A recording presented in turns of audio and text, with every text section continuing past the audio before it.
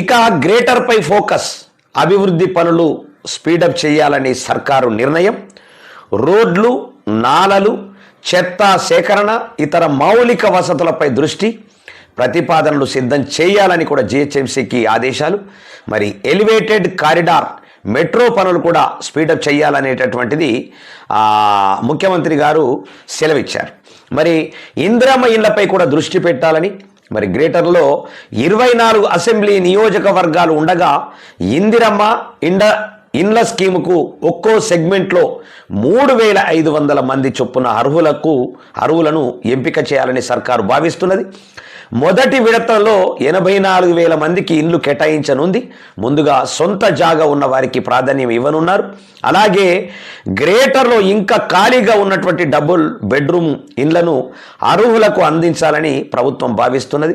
అన్ని చోట్ల కలిపి ఇంకా 4,000 డబుల్ బెడ్రూమ్ ఇండ్లు ఖాళీగా ఉన్నట్లు అధికారులు గుర్తించారు. ఇందులో హైదరాబాద్ జిల్లాలో 1,400, సంగారెడ్డిలో 802, మేడ్చల్ మల్కాజ్గిరిలో 1,043, రంగారెడ్డిలో 800 ఇండ్లు ఉన్నాయి. గతంలో వచ్చిన దరఖాస్తుల్లోని అర్హులకే వీటిని ఇచ్చేలా ప్రక్రియను మొదలు పెట్టాలని ఆయా జిల్లాల కలెక్టర్లకు ఆదేశాలు అందాయి అనేటటువంటిది ఒక వార్త.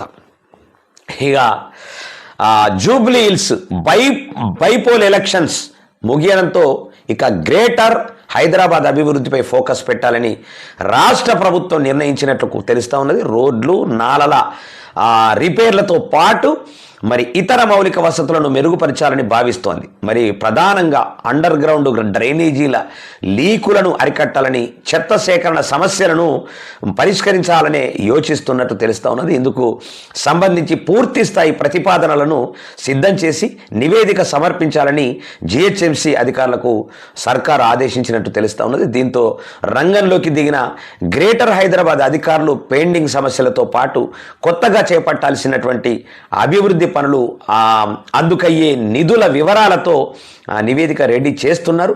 మరి వారం రోజుల్లోనే ప్రభుత్వానికి రిపోర్ట్ అందించే అవకాశం ఉన్నట్టు మరి తెలుస్తున్నది. ఇదొక వార్త. మరి వాస్తవానికి మంచి ఆలోచనే, తొందరగా చేస్తే మంచిది. మాలాంటి వాళ్ళకు కూడా ఒక చిన్న ఇందిరమ్మ ఇల్లు ఇస్తే అందులో ఇంత తల దాచుకుంటాం. మాకు ఇల్లు ఈడువ ఏం లేదు కాబట్టి, ఉండటానికి ఇల్లు ఈడువ లేదు కాబట్టి చూద్దాం.